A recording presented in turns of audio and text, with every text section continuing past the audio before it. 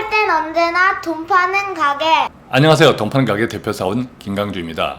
70부동산 정책이 발표되었죠. 그런데 승자는 누구일까요? 저는 이것을 삼불 정책이다 이렇게 말씀드리고 싶은데 세 가지 현실적이지 않은 정책이라는 뜻입니다. 그 세 가지는 무엇일까요? 제가 한번 이렇게 정리해 보았습니다. 살지 않을 아파트 용적률 높이고, 즉 3기 신도시 용적률을 높이겠다는 것인데, 사람들은, 수도권 사람들은 특히 서울에 살기 원합니다. 그런데 서울이 아니라 서울에서 먼 3기 신도시 용적률을 높이겠다고 합니다. 두 번째는요, 사기 힘든 아파트 대출 한도를 높이겠다고 합니다. 사기 힘든 아파트, 그러니까 생애 첫 주택, 또 신혼부부, 또 보금자리, 이런 주택 등등의 대출 한도를 높여주겠다라는 건데, 문제는 그 가격이, 집값이 4억, 5억, 6억 이하여야 합니다. 각각의 조건에 따라서. 그런데 서울에 4억, 5억, 6억, 6억짜리 정말 찾기 힘듭니다. 즉, 사는 것 자체가 사고 싶어도 없다라는 거죠. 그러니까 사기 힘든 아파트에는 대출을 높인다.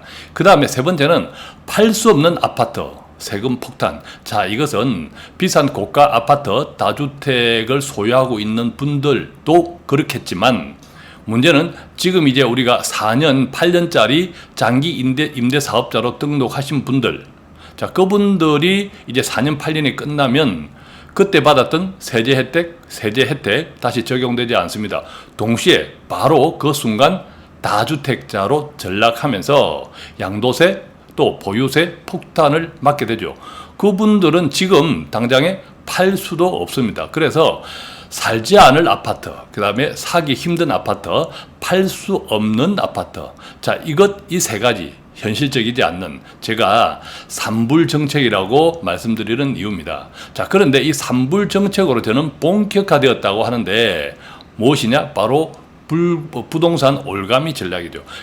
부동산 올가미 전략은 제가 여러 차례 미리 예고해 드렸습니다. 그것이 점점 노골화된다라는 겁니다.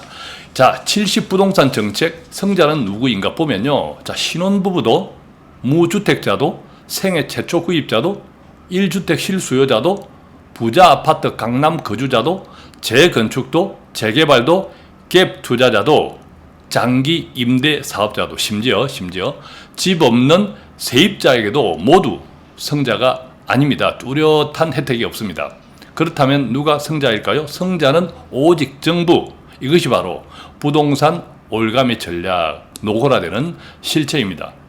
자, 오늘 이 내용은 치솟는 집값, 불안한 실수요자, 제 책 부자들의 습관 버티는 기술 참고 페이지 109페이지, 어디서든 일하는 시대의 부동산, 그리고 또 두 번째 참고 페이지 133페이지 더 큰 정보와 포퓰리즘을 참고하시기 바랍니다. 자, 지금부터 70부동산 정책 승자는 누구인가? 치솟는 집값, 불안한 실수요자 출발합니다.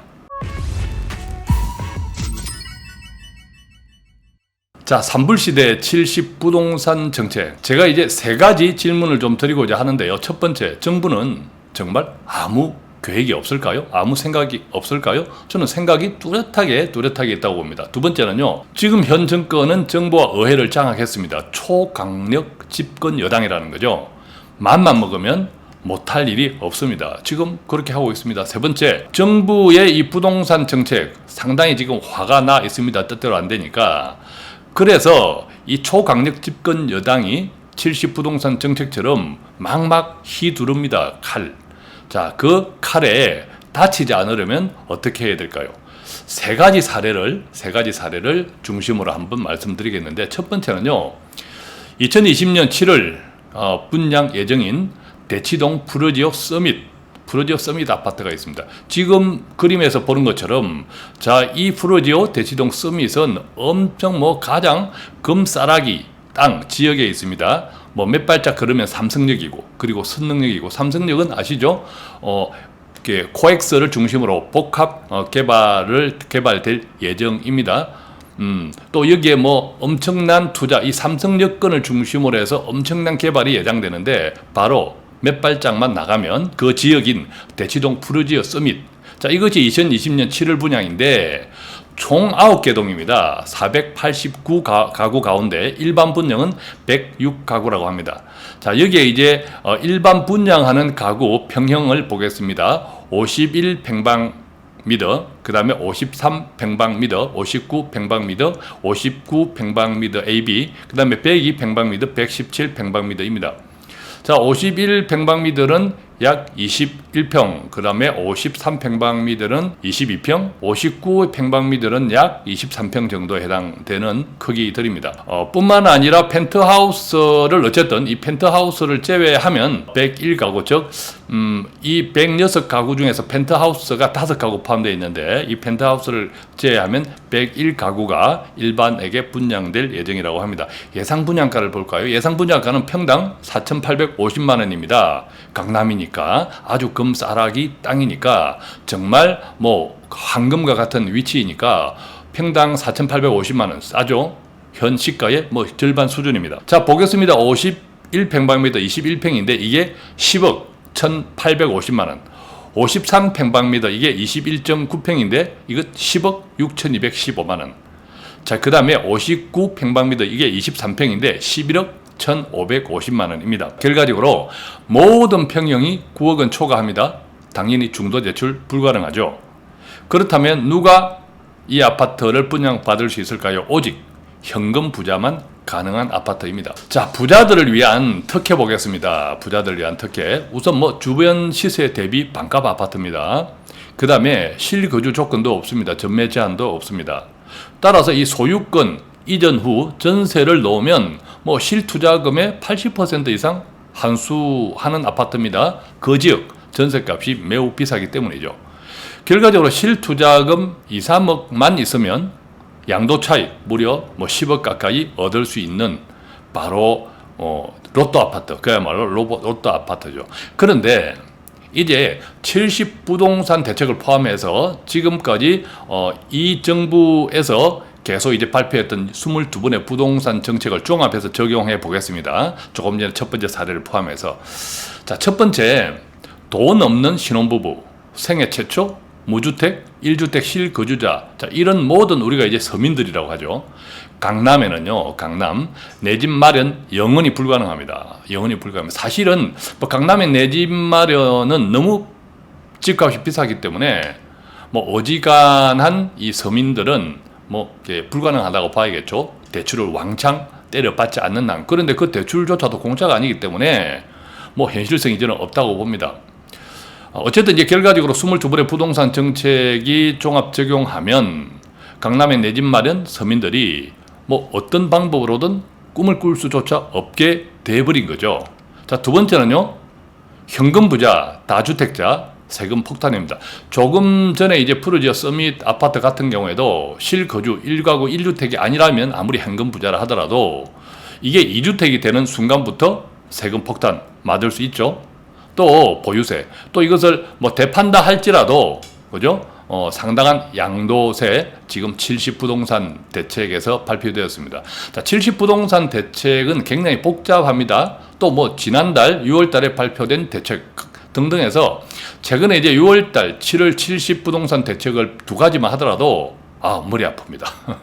그죠? 저도 어떻게 하나하나씩 그거 설명하자고 하면 날 셀 것 같습니다. 복잡하고. 뭐 그것들은 여러분들이 잘 찾아보시고요. 어쨌든 이제 70 부동산 대책을 포함해서 22번의 부동산 정책 종합 적용하면 이 현금 부자 다주택자도 결코 편하지 않다. 조금 전에 이제 푸르지오 서밋 같은 경우에도 1가구 2주택이 되는 순간 바로 엄청난 세금에 시달려야 한다는 거죠. 자, 세 번째는요, 장기 임대 사업자 4년 8년 그거 끝나면 자, 지금까지의 세제 혜택 없습니다. 그와 동시에 다주택자가 되니까 팔아도 양도세, 가지고 계속 있으면 엄청난 보유세에 시달리게 되겠죠. 자, 결과적으로 집값이 이렇게 비싸지고 세금이 많아지면 집 없는 사람들, 바로 집 없는 세입자, 전세, 월세 계속 올라갈 수밖에 없습니다. 미국 같은 경우 또 선진국의 이런 집의 보유세가 많은 이런 나라에서는 당연히 월세 비싸죠. 그죠? 뭐 외국에는 전세가 없지만 대신에 월세가 비싸죠. 어떤 의미에서는 이것은 뭐 시장 논리입니다. 어떻게 할 수가 없는 거죠. 세금 많이 내라 하면서 월세는 적게 받아라 할 수가 없다는 거죠. 자, 두 번째 사례 보겠습니다. 두 번째는요. 정부의 대출 규제 이후 연도별 사례인데 얼마나 우리가 집을 사기 힘들어졌느냐. 부부 합산 연소득 8천만 원 무주택자를 가정하면 만약에 흑석동 한강 센트레빌 2차 32평을 구입했다고 봅시다. 자, 이것은 뭐 시중은행 자료를 토대로 동아일보에서 만든 그림입니다. 2017년 6월 이 그림에서 제일 위에 부분, 제일 위에 2017년 6월 그때는 이제 6.19 대책 때 이 아파트의 흑석동 한강 센트럴빌 2차 32평이 7억 6,500만 원 했다고 합니다. 매매가가 7억 6,500만 원. 자, 그때는 뭐 주택담보 대출을 활용하면 4억 2,500만 원을 빌리고 내 돈 3억 4천만 원만 있으면 7억 6,500만 원짜리를 살 수 있었죠. 자, 그 다음에 파리 대책입니다. 2017년 8월 대출 한도가 축소되면서 주택담보대출이 팍 줄어듭니다. 무려 뭐 절반 가까이 줄어들었습니다. 2억 8,800만 원밖에 못 얻습니다. 대출을. 반대로 내 돈은 엄청 많아졌습니다. 5억 1,700만 원. 사실은 이때부터 어지간한 서민들은 현금이 없는 부자가 아닌 사람들은 집 사기가 힘들어졌죠. 자, 그 덕분에 집 사기가 힘들어지면서 매매가는 8억 500만 원으로 껑충 뜁니다. 자, 이제 2018년 9월달 이제 세 번째 그림입니다. 2018년 9월달로 넘어옵니다. 자, 이때는 이제 공급이 점점 희소 줄어들면서 이 집값이 계속 올랐네요. 11억 1천만 원. 11억 1천만 원. 자, 그래서 4억 7천만 원을 담보대출 받아도 자, 집값이 올랐으니까 LTV 비율을 적용하면 집값이 올랐으니까 그럼에도 불구하고 자기 자본은 7억 300만 원으로 오히려 뭐 2억 가까이 더 늘어났습니다. 조금 전에 말씀드린 것처럼 2017년 8월 기점으로 현금 부자, 어지간한 부자 아니면 집 사기 힘들어졌다라는 거죠.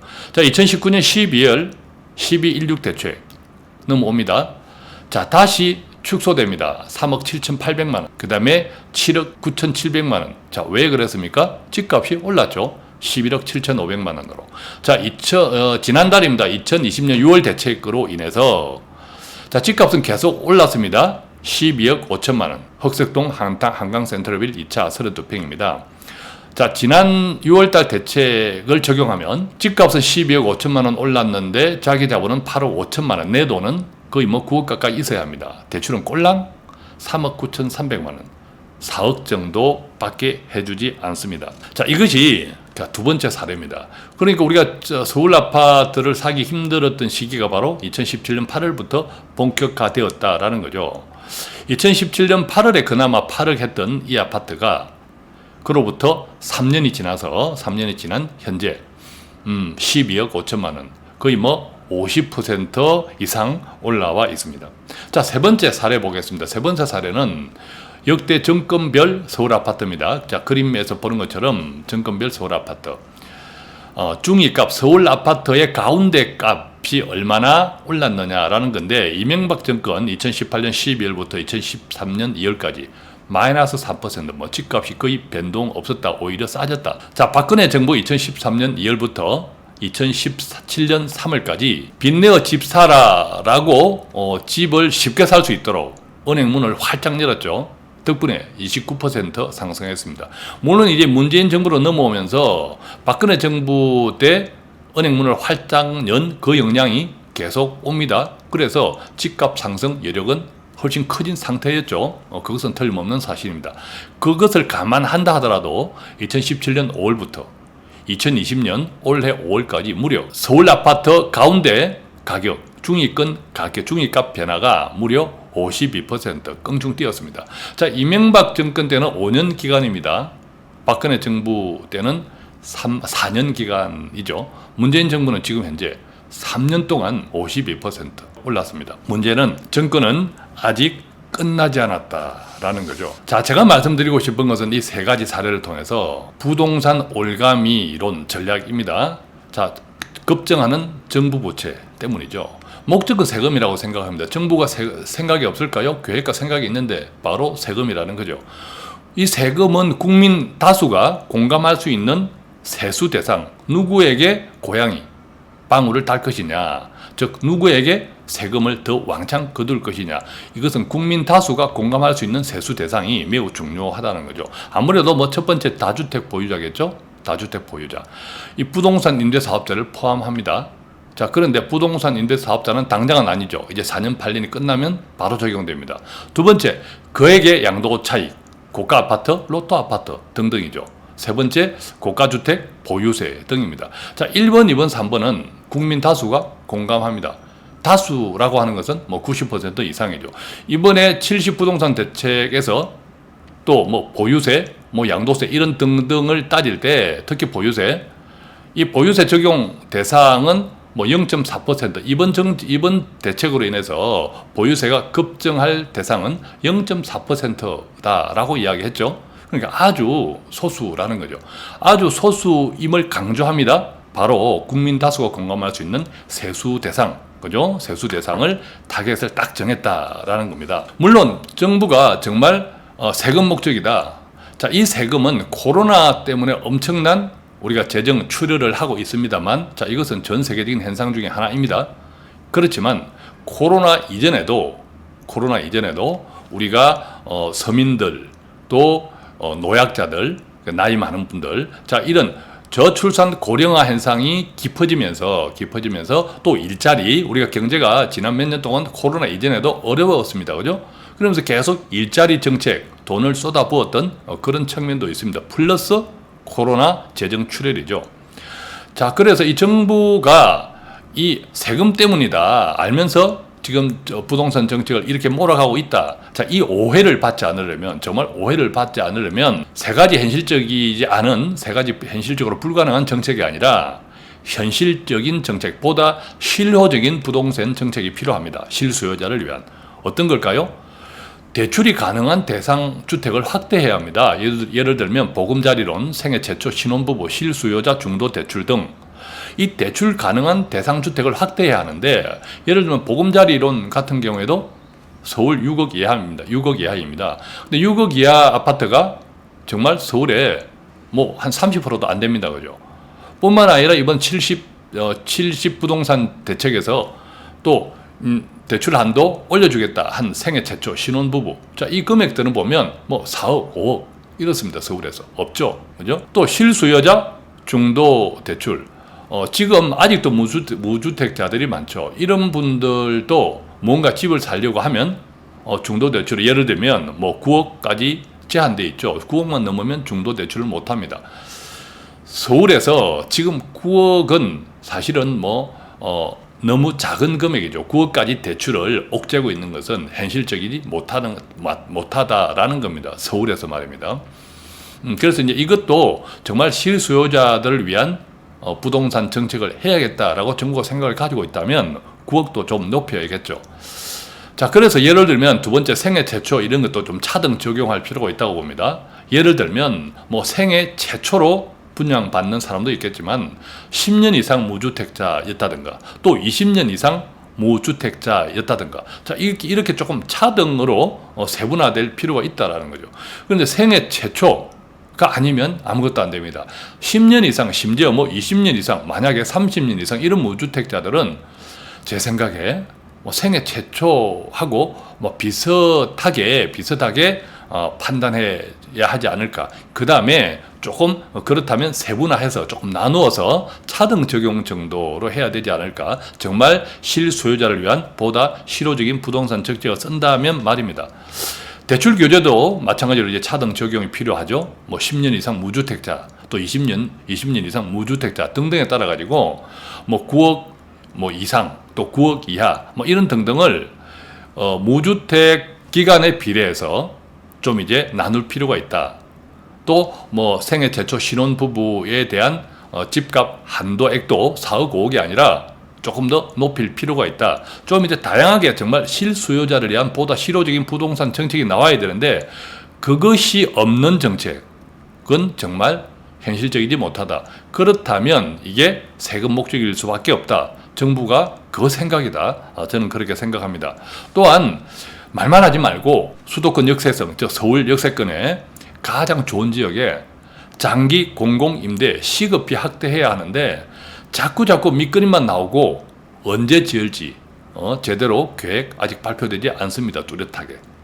자, 그러다 보니까 지금 22번의 부동산 정책에서 이 정권 들어서 3년 동안 서울 중위권 가격이 50% 이상 올라버렸고 2017년 무렵부터 사실상 서울에는 아파트, 서민들은 실수요자는 아파트를 사기 힘든 이런 행편이 되어버렸다. 그래서 지금 1, 2, 3, 4번 이 정책들이 나오지 않는 한 빠진 상태에서 모든 정부의 부동산 정책은 바로 국민들을 향한 세금 올가미론 그 목표, 그 목적밖에 없다. 저는 이렇게 생각합니다. 그래서요, 이 치솟는 집값과 세금, 자, 이 속에 내 집 마련이 있죠.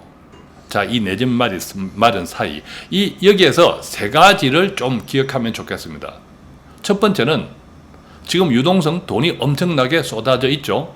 은행에 돈이 있는 것 자체가 불만입니다. 은행에 돈이 있는 것 자체가 불안입니다. 왜?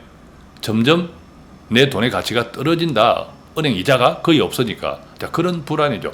그 돈들이 어디로 나옵니까? 부동산 시장, 또 주식 시장으로 나옵니다. 엄청난 유동성이 풍부하기 때문에 이 대출 규제를 대폭 완화하는 것은 뭐 사실상 힘듭니다. 그래서 설령 이제 완화한다 하더라도 정말 정부가 제대로 정책을 펼치겠다면 앞서 말씀드린 실수요자, 10년 이상, 20년 이상 무주택, 뭐 생애 최초, 또 신혼부부, 뭐 이런 부분에 대출을 조금 넓혀야겠지만 전방위적으로 대출 규제 대폭 완화 자체는 현실적으로 곤란하다. 이 점도 우리가 기억해야 되겠고, 두 번째, 서울 지역의 공급 확대에 답 없습니다. 뭐 발굴을 통한, 대통령이 그랬죠. 발굴을 통한 대규모 공급. 자, 발굴하고 대규모 공급은 앞뒤가 맞지 않는 단어이죠.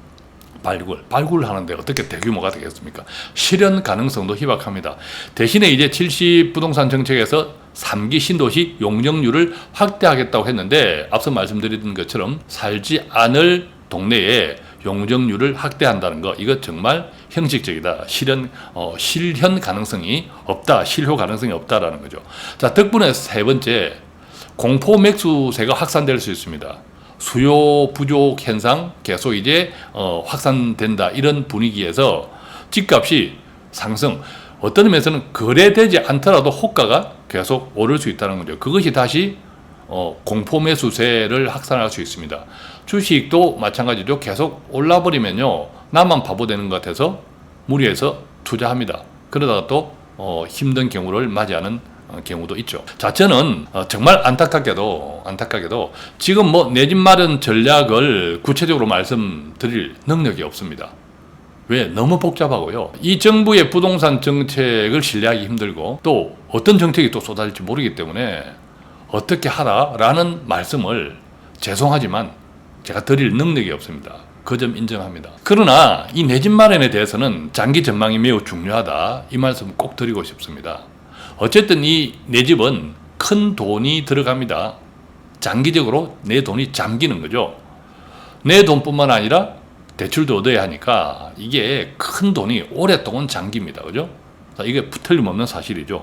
두 번째는요, 제 책에도 말씀드렸지만 앞으로 3년 결코 만만치 않은 경제 침체 예상됩니다. 제 주변에 제 지인 가운데 여름에 에어컨을 아마 우리나라에서 가장 많이 파는 사장님이 있습니다. 실제입니다. 그분이 20년 만에 처음으로 올해 지금 여름 에어컨이 안 팔린다고 합니다.